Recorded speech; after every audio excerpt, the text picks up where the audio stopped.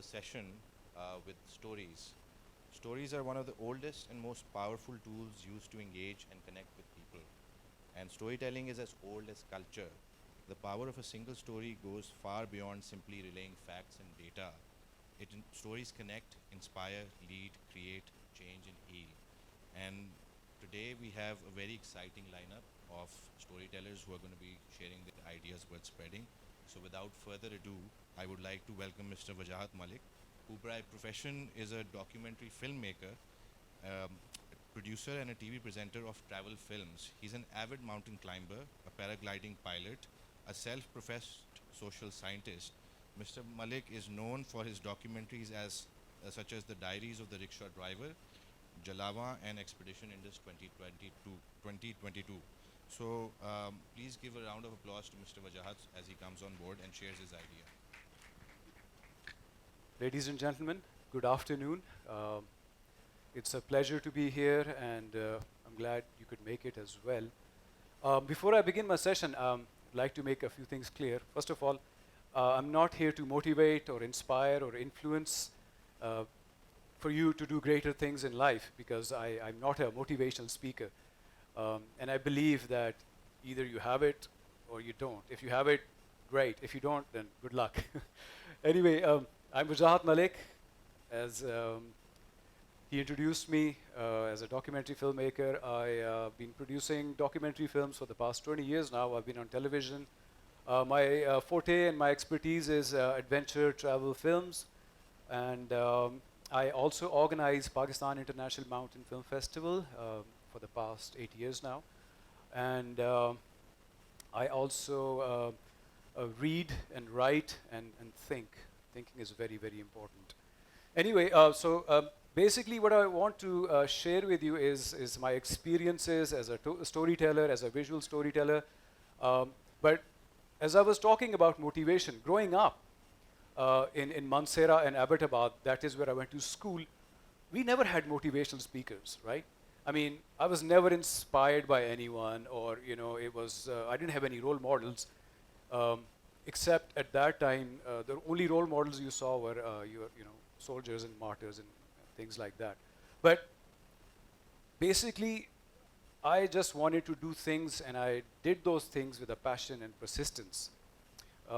There's a very famous saying by this American dude called Jim Watkins, and he says that a river cuts through rock, not because it has power, but because it is persistent.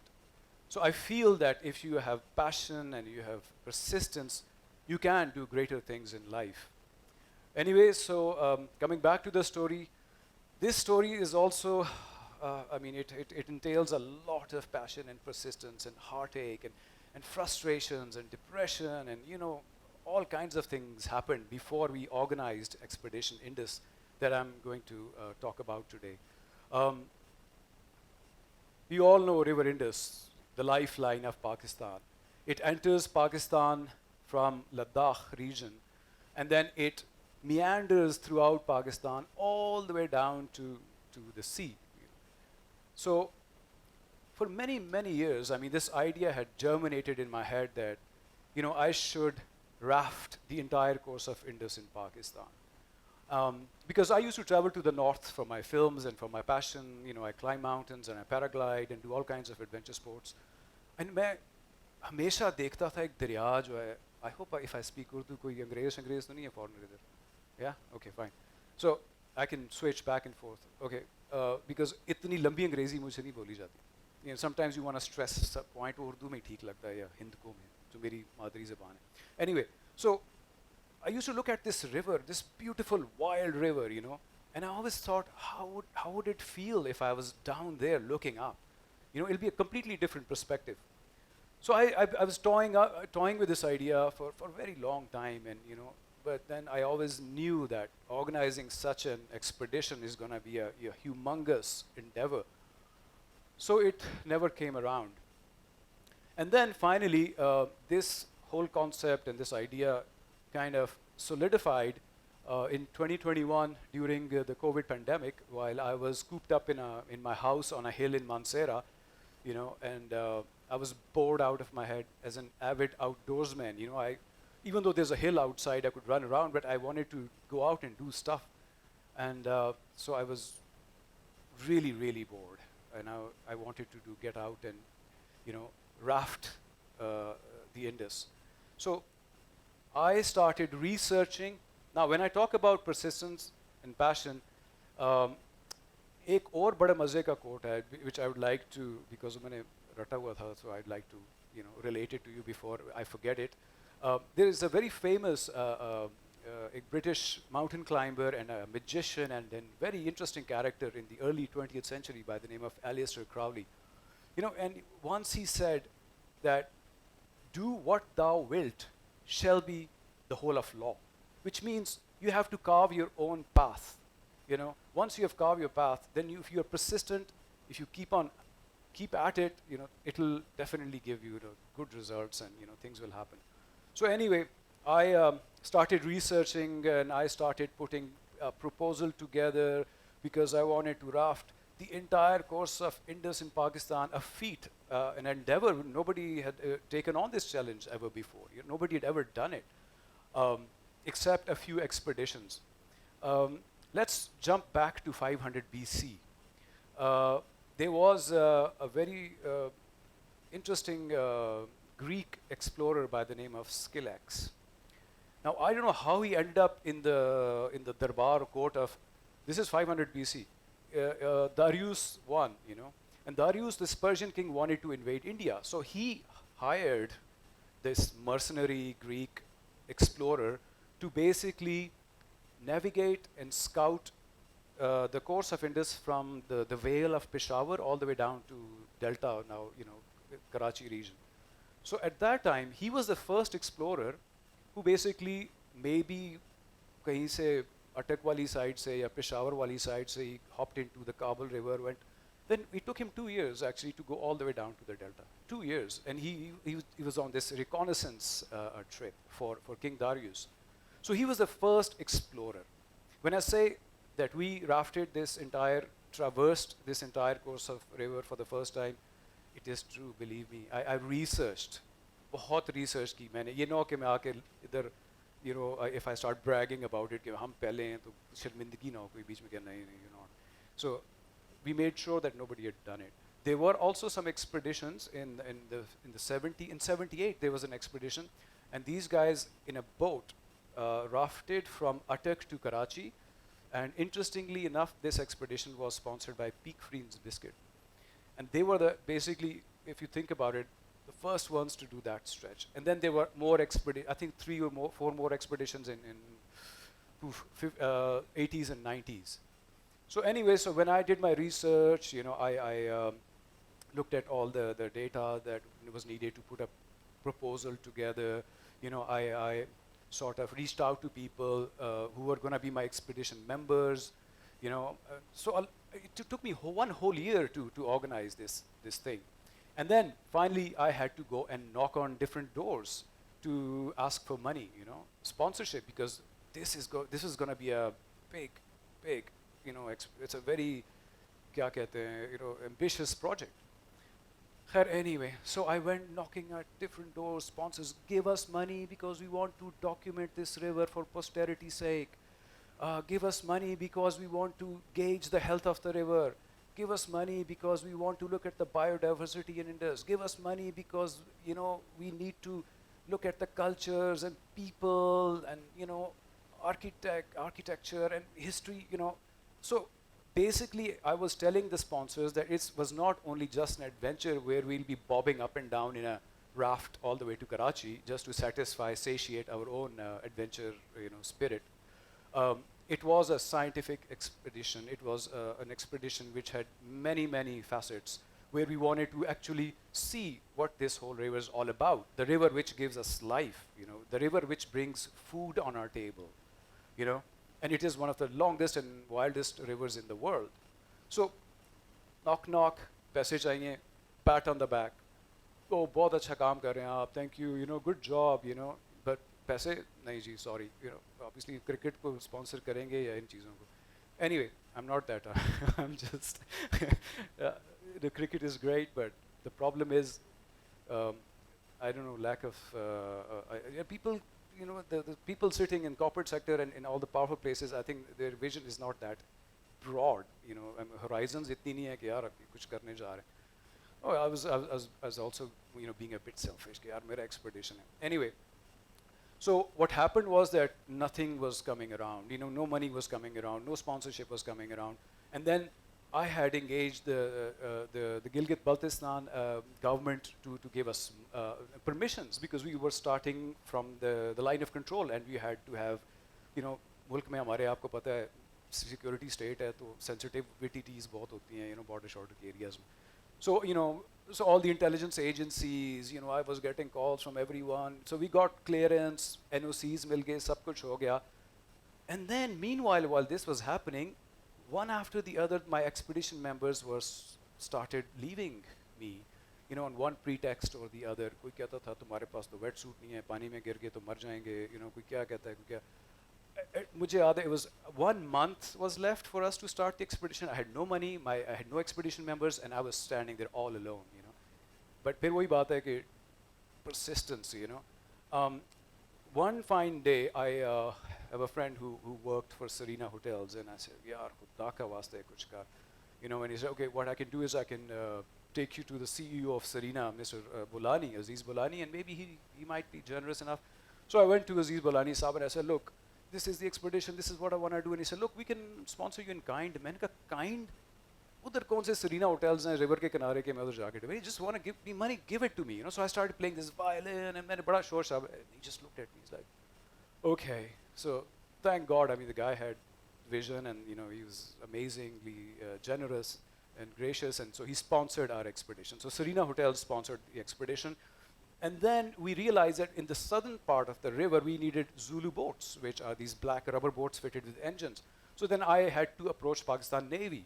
And they were also very gracious, and they supported us, and they gave us 2 boats fitted with engines, and they gave us about 12 commandos, Navy SEALs, who were going to be with us in the southern part of the trip. Anyway, when everything happened, great. Now this is where the story begins.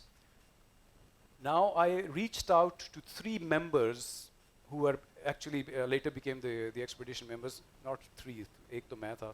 So there were 2 guys, ABM Faisal, who's a paragliding pilot, and buddy, we are partners in crime. Then there was Farman Ahmed, a very famous international karate champion. He's won gold medals for Pakistan. Great guy, interesting character. So I said, look, I have no expedition members, why don't you come along? They're like, yeah, why not? So 3 of us started the expedition in the north. What happened was that we hired a raft, a proper whitewater raft, and then we hired 3 Hunza guys who had some whitewater rafting experience, and then we started our trip. The opening ceremony was taking place in Serena, and over there's this Canadian High Commissioner, Wendy, and she's a very enthusiastic whitewater rafter. She came up to me, she's like, do you know how to whitewater raft? And I said, not really. I've done it once in Nepal. She's like, you know what? This is going to be a dangerous trip because there are crazy rapids. I mean, this river is wild. It's not an easy river to raft. Aapke jo duniya ke top whitewater rafters, and they come and they raft sections which are really like crazy. So she was really worried, and then Bulani Saab came to me, he's like, yeah, please don't die, because we're sponsoring you. Make sure that you come home alive. And like, don't worry about it. We know what we're doing, which we didn't, obviously. But anyway, so we, 6 of us. Then there was Sanif Jamal, who was one of our river rafting guides. There was Atif Amin, and then there was Sultan Kareem. Okay, we started the expedition from Hamzi Gond, and then we started coming down. Now, Hamzi Gond is about 8 kilometers from LOC. So we put our raft there, and then we started rafting down.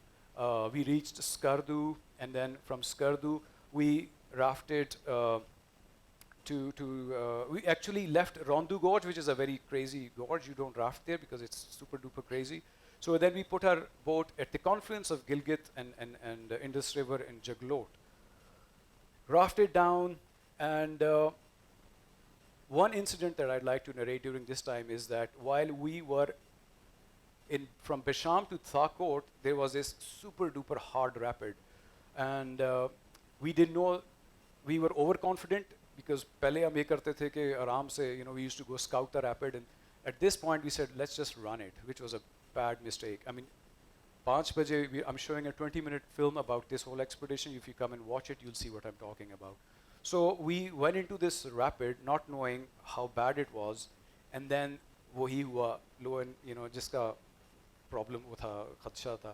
The boat went into this crazy hole, and we were sucked in. And when I say a hole, I mean, yeah, thousands of gallons of water pushes you down, and then it doesn't, because a washing machine ki tarah, the rapid is like this, so it just pushes, keeps you down, and doesn't let you come up.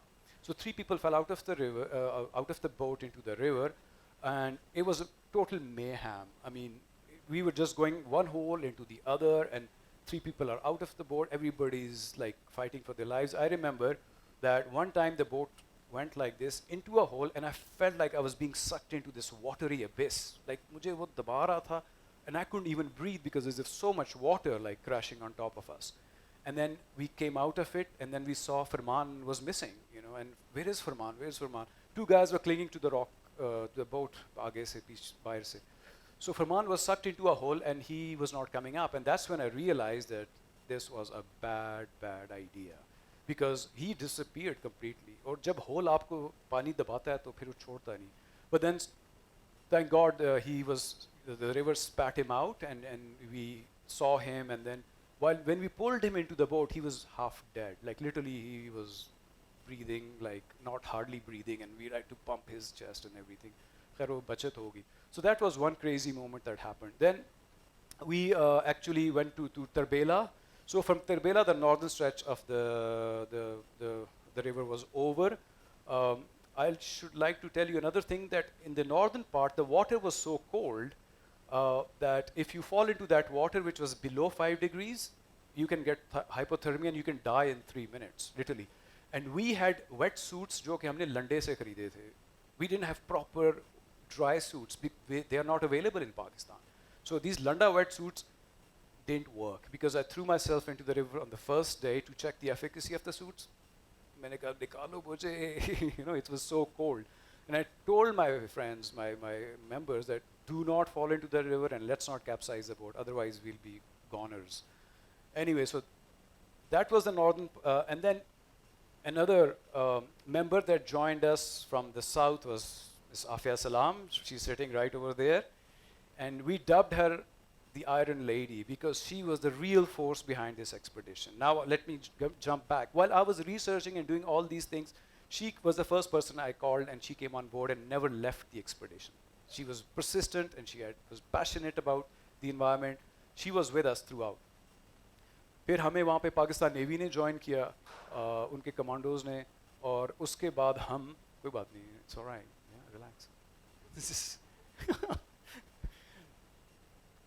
anyway, so Pakistan Navy joined us from Tarbela se aage, तो हमने जहांगीरा में जाके अपने raft डाला, and then we started going down the river with our engines, with our वहाँ पे we looked at the health of the river. Then many water experts joined us down the river.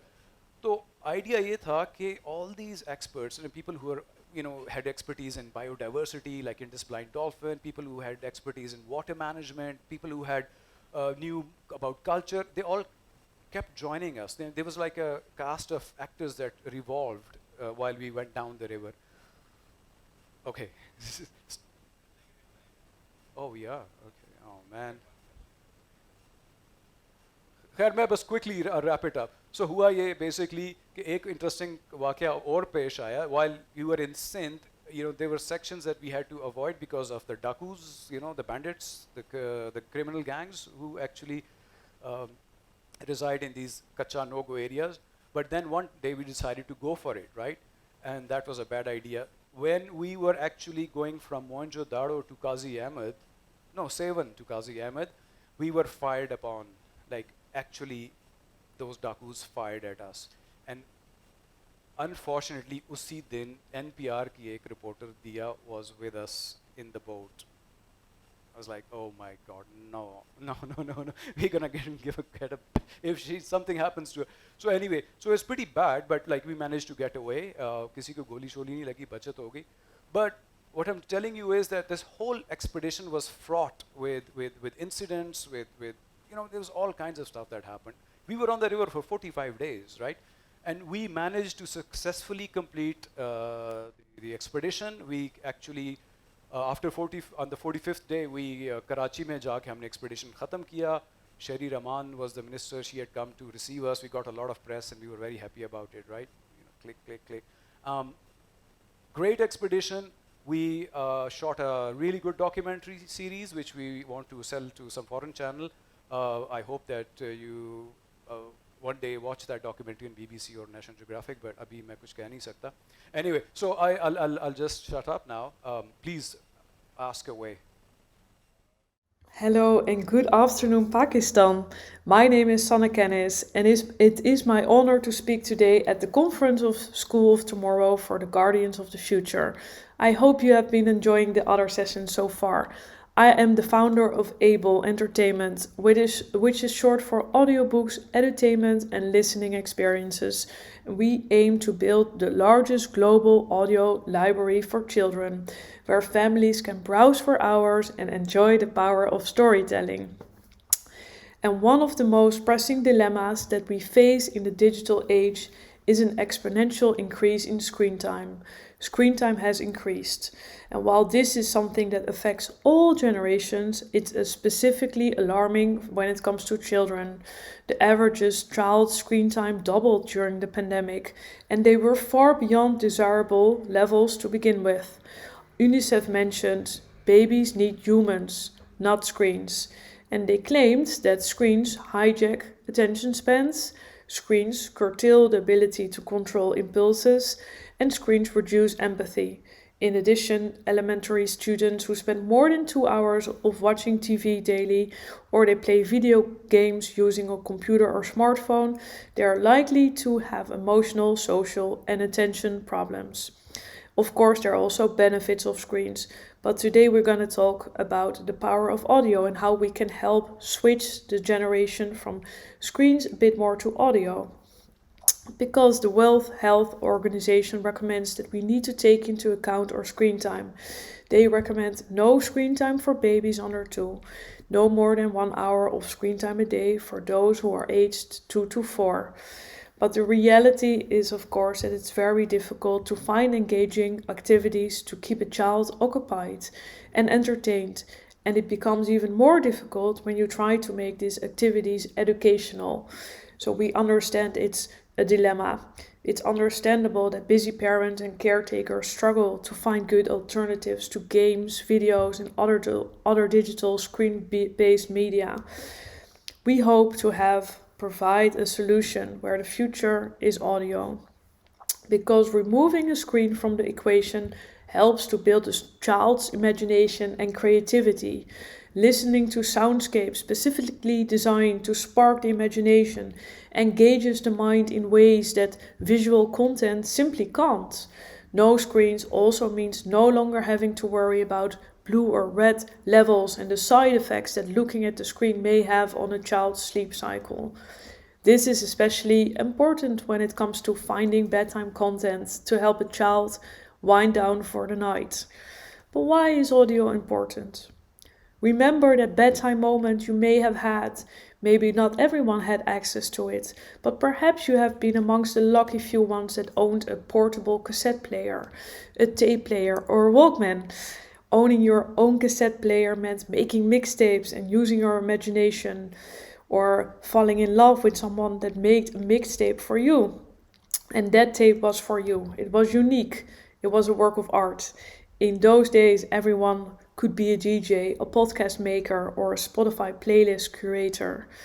A true way to independence and autonomy, where kids start using this creativity and imagination, building a world on their own, without the interference of screens, and without interference of disruptive technology, and without parents or teachers, caretakers. A world where they can build confidence while they create characters. With a market increase of 20 to 30%, we cannot ignore that audio is here to stay. When we see the rise of smart speakers, they see substantial growth. We see the rise of podcasts taking off. But the existing audio content is not so kid-friendly. You may argue, yes, there are audiobooks, and they are, but the attention span of a child is approximately 15 minutes, depending on the age. But the average audiobook is 5 hours, so there is a gap.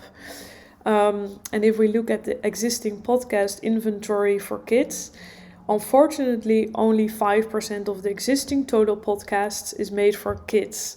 A shame, because they do make up 25% of our population. So we need to close this gap and give access to storytelling. Because why is storytelling so important? It can be entertaining and educative, as you may know.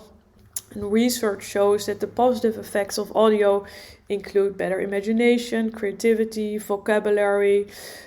Children hear new words in a new context. And audio is also about inclusion. We need to make sure that we include children with dyslexia and other learning disorders. But there's another reason that storytelling is important, because it can be a spinning wheel for change. Look at the summer of 2022. The way that two kids across the globe experience climate change can be totally different. Where children in England say, "Mummy, we have a long summer this year. I can play outside in October. Hooray!" But where a child in Pakistan might ask, "Mummy, why is there another flood happening?" It's important for kids to and for parents to have different points of view, to drive empathy and to increase our understanding in order to drive change. We need these voices that are loud enough to get the attention of the rest of the world and ultimately affect the change that is necessary to make we all live in a safe environment. Any one person's story can change the way we think. And in changing the way enough people think, it can change our world. But what if the stories that cannot be told by one person alone?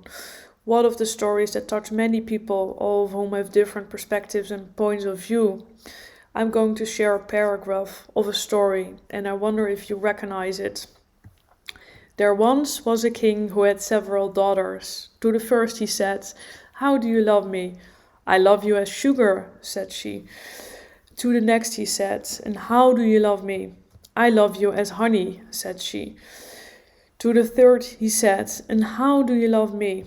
"I love you as sherbet," said she. To the last and youngest he said, "And how do you love me?" "I love you as salt."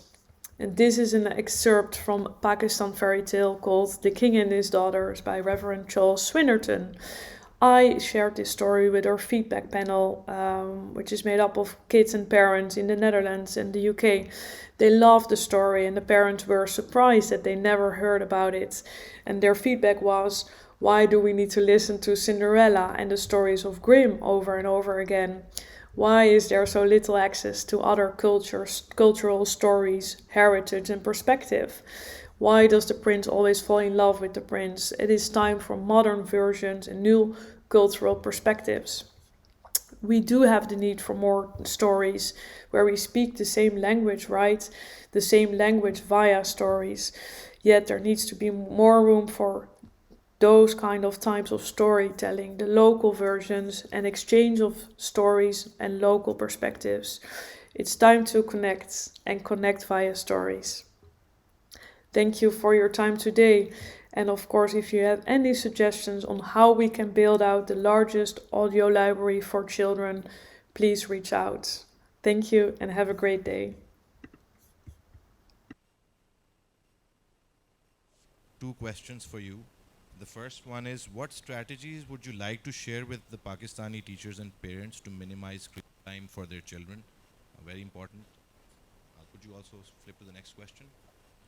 And you mentioned, what is the role of audio storytelling, that's the second question, in enhancing the language of young children? So if you could address both of them at the same time, that would be great.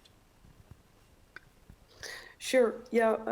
Regarding the first question, I think it's a great way to find alternatives in the classroom where kids can either have educational benefits or entertaining benefits. Of course, education should be effective in a way that they can gather knowledge, but it can also be like there can be added a fun element. So I think what we have seen is providing an alternative way in reducing the screen time has a lot of impact. So there are like a lot of smart speakers where audio is basically key, and those kind of hardware or let's say headphones can be super powerful in terms of like gathering knowledge, either through fiction or through non-fiction, but it is an effective way to extend the vocabulary as well as the imagination effect. We've also done testing with kids when they walked in woods or in the park with a headphone. They were much more aware of their environment and the nature, and in terms of like acquiring what they've seen and what they heard, like being mindful. So the combination with audio in a certain environment, like being in the nature or on the beach, is also like yeah, quite powerful. So that might be a good strategy as well. I think regarding your first question, the other question, how about cross-cultural findings? I think the core of what we have seen in the feedback panels of kids and families is that every kid wants to be seen, either from Europe or Asia or another different part of the world. It all boiled down to the kid that they want to be represented in a certain story. Um, and I think that that is the core of what we're trying to do in the fiction stories. That we have a diverse catalog of where kids can recognize certain attributes or traits or specific ways of looks that they can recognize themselves. And that is, for some certain people, it has been Pippi Longstock or other more like characters. But I think across the board we see that every culture has the basically, or every kid from agnostic of which culture they want to be seen and represented in the in the stories. All right. Our next speaker is Ms. Hira Yousafzai, who is a Pashtun filmmaker who grew up in Peshawar. Hira has been part of the prestigious Locarno Film Festival's artist program, aimed at emerging young talents in the field of art and film production from all over the world. She recently created her production house called Yousafzai Filmuna, which hopes to expand female representation in films and media. She's the writer and producer of The Round Lake, which has made through a program created by the UK-based musician slash climate change activist Novo Amor. The film is doing the rounds of multiple film festivals. Please give a round of applause for Hira. Hello, everyone. As Wajahat said, Mr. Wajahat said, I don't know, like early this morning, I was thinking of my opening, like how to open my talk, and then I was thinking of, I don't know how to start it because, as he said, that I'm not a motivational speaker. I don't have like the trick to how to how to lock the success to your life, like how to unlock the success to your life. But I got this article in the morning, and I got it from a fellow female filmmaker, and this is something that um, I've been really passionate about recently, and something that has really touched me. And it's an article by the New Yorker, and it starts like Iran's protests are the first counter revolution led by women. Women are still defying and dying in an uprising that is historically unique for being centered on women's freedom.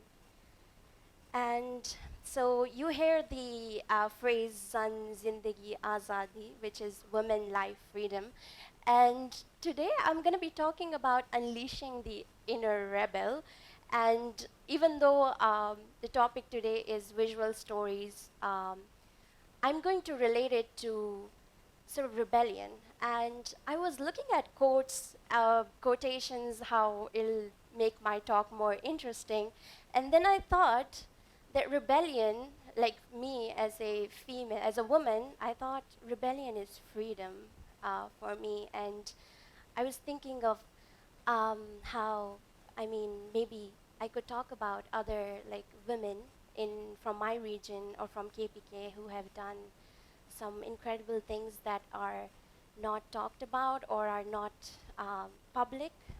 For example, when I was in SWAT a few years ago, I met this woman. Her name is Gule Khanda, and she's so when I was thinking of this talk, I was thinking of how I could relate it to my history, and then I read about her history and about what she did. So not so long ago, SWAT was under so the Taliban regime came in, and there was this so we all know it's so recent that it still triggers us. But Gule Khanda was a teacher. She was a teacher of a girls' school, and um, the reason why I'm telling her story is because, and also Amini's story is because it's such a story that really relates to me as a Pashtun woman. So Gule Khanda was a teacher, and then the Taliban at that time had threatened to bomb her school, and it was very rare to see a woman leading a girls' school. And the Taliban came to her and said, "We're gonna bomb your school. You better like shut it down as soon as possible," because we remember how SWAT was a few years ago. And she was so unfazed by it. And she said, and she stood up. She told us that she stood up in front of the Taliban and she said, "I am standing in front of you. Whatever you want to do, you can do it to me, but you can't touch my female students." And then they kidnapped her and they made her do chores. They made her cook for I don't know how many hundreds of like terrorists over there, and they had to she had to do the chores, and she did it because.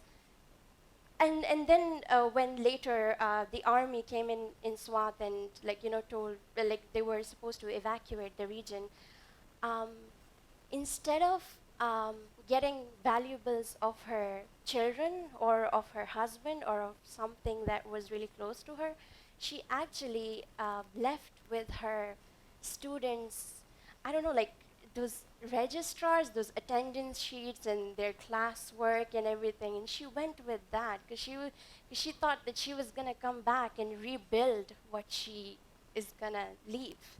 So I thought her story was really profound.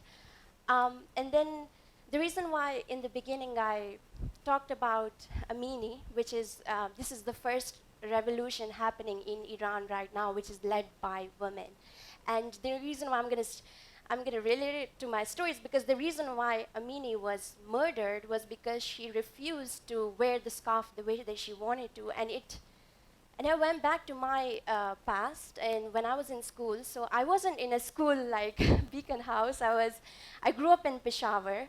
Um, it might sound strange to me. So I'm a filmmaker, but when I was a child, I remember my mother used to be very sick at that time. So I was like 3 years old at that time. I mean, my mother had at that point my mother had already given birth to like 8 kids, like 7 kids already. So she was giving birth to her 8th child, like my younger sister, and so I sort of grew up with my sisters. I mean, my sisters were like my oldest sister was like my mom. Like, I mean, it's strange saying that, but she was kind of like my mom. And you know how it is with sisters, like it's. And I was living in a really in a household where women were really shielded and they were protected. It was a different kind of Peshawar. It's not the kind of Peshawar that you see right now. So, I mean, so as you can see, I did not, if you're like a 3 or 4 year old, and if you're growing up with your sisters, you're not, I mean, so when my mother was fine, she didn't know what to do with me because I had already made up my mind. I mean, I didn't get the kind of upbringing that normal 3-year-olds get, so it was too late then. So my mother used to sort of do the Pashtun mother antics. She would tell me like these stories at night, which were kind of scary, about how, oh, have you heard of that woman? Don't do that if you do that. Have you heard of that woman in our village? Like how she was sort of how she was like killed by, or she was like shut down by her father or brother. So at that time, like her stories, the stories that she used to tell me, they sort of presented. I had this idea of monsters in my head at that time. Like I thought, um, so fear. I mean, monsters. She used to talk about monsters, and then how it sort of like transformed into my idea of fear. And so then I sort of yeah, I sort of like I was told these stories, and then I lived in a really sort of like yeah, in a really sheltered household. So how does like visual stories happen to a girl like me who's from KPK? Um, I really don't have an answer for that at this point. I mean, I think that as I grew up, my parents sort of like gave up because my parents had already like had to deal with like or with almost 7 other siblings. So I then like as I look back to my story, I think of and then I think of like Amini's story, and then I think of like of Gulakhanda's story, and I think rebellion is, I mean, even though I know that parents kind of um, they they like your upbringing, you're supposed to follow rules, and you have to sort of, I mean, grow up with what's normal, and like you have to just be the perfect version of yourself. But then, um, but then what about what if you have a different mindset, or what if um, you're just you have a different story to tell? What if you want your own journey to be different than anyone else? And the reason why I'm saying that as a female, as a Pashtun woman, is that it's really difficult for a Pashtun woman to carve her own path. And towards filmmaking, it's something which is unimaginable, right? So I think that, and the reason why I wanted to talk about rebellion was that um, was for someone who's living under rigid societies, rigid families, rigid rules, you have to think um, how you can be your own self, and how you can tell your own story your own way, because it's very difficult for a Pashtun woman to come out of structures that are as old as history itself. So so then as you all know, Pashtun families and like families in Pakistan, your parents always sort of push you to do what they want you to do, like for example become a doctor or an engineer. So I actually, for me, rebellion was in doing what I want to do, which was, I never related to medicine or engineering or anything like that. I know I so I had to sort of be free from all of that. And I think that for me, I remember when I was a kid, um, we were in schools, and our, like I mean, we were living in a different Peshawar. So the Taliban would sometimes, I mean, threaten these schools and tell them that if your students are not covered from top to bottom, we're going. So as I talked about fear earlier, about my mother's stories, um, these principles would also tell us that you have to wear long veils, and that's how um, these people with long beards, and you would be able to sort of navigate through that. So so then later in life, I realized that filmmaking sort of clicks to me as a person. And so yeah, I actually have a few. It's not working. Okay. So as I said, I later in life, when my parents were like literally sick of me, they're like, I mean, I actually had to like sort of these entrance tests. There are so many people who like admit themselves in that, and I had to sort of make sure that I fail those tests so I don't end up going to medical school or something. So, and that's when I found about NCA, which was a film school, and I thought, this is my calling. This is it. I want to tell stories. I want to make sure that the stories that my mother used to tell me to scare us. I mean, this is it, because films were the first thing that I remember from my memory. And then I made this film for my NCA thesis, which is City of Men, and it's sort of, um, it's a, it's all, I mean, it's about these two girls who are sort of living in a very rigid structure, and they do these very little things, these very little acts, and those acts for them, they make them feel free. They make them feel the taste of freedom. Yeah, this film is about. I mean, this was my first film as a director. I mean, this was my first fiction film as a director, and this was the first time, I think, that I made a film in Pashto, and it's about these two Pashtun girls who sort of navigate Peshawar rigid structure, and it's kind of like autobiographical, I would say,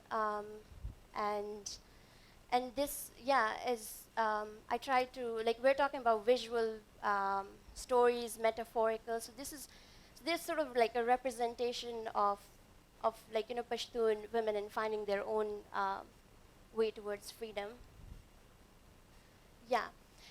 And then we made this film, which is called The Round Lake. Again, it's a story of this girl, and it's a shift towards. So this film is sort of like a criticism on how girls and women in general, they are sort of affected indiscriminately by in societies, in rigid societies, especially societies that are sort of led by men, and then also like this is about the environmental catastrophes, how it indiscriminately affects women. So this film was actually, this film is by far, I mean, one of our most successful films, because it was also featured in Forbes. The director was featured in Forbes, and then this film was also featured. And yeah, this film, we made it in March, because and so back then people were not talking about climate change much, and we had a huge water crisis situation going on in the country. And we made this film, and it got a lot of attention, because then the floods came in, and like, as we see, women are more indiscriminately affected again. So yeah, and I'm sorry, I keep forgetting. yeah, I'm just about to. Okay, so yeah, so the reason why I wanted to show you guys these images is that, you know, it's always, whenever I meet people, they tell me, how can a Pashtun woman end up making films? Like, how is it possible? And one thing which I always tell them is sometimes the key to finding, like, you have to, especially if you're living in a country like Pakistan, you have to find your own voice, and that sometimes rebellion is the key to finding your own voice and the key to freedom. Yeah. Thank you so much, Hira, for a very interesting talk. We just have time for one question, so I'll just ask it very quickly. What advice would you give to the young females who wish to break barriers in order to adopt filmmaking as something that you've done? So if you are like from regions that are like sort of historically that, like, I mean, there's indoctrination, and you know, we have to be realistic about the fact that like, you know, women are, in some cultures, are sort of kept shielded and ostracized from society. So in those situations, I think you have to carve your way out to filmmaking by being very tactical about it, by I mean, I think I find myself very lucky, but it's so difficult to answer these questions, because how do you break barriers in a country that is in turmoil already? But I think it's sometimes little acts of rebellion can lead you to find your voice to freedom. Yes. Much, Hira. Thank you. And with that, we would conclude the session on visual storytelling. Thank you for being a lovely audience, and I'd like to thank all our speakers on behalf of Beacon House.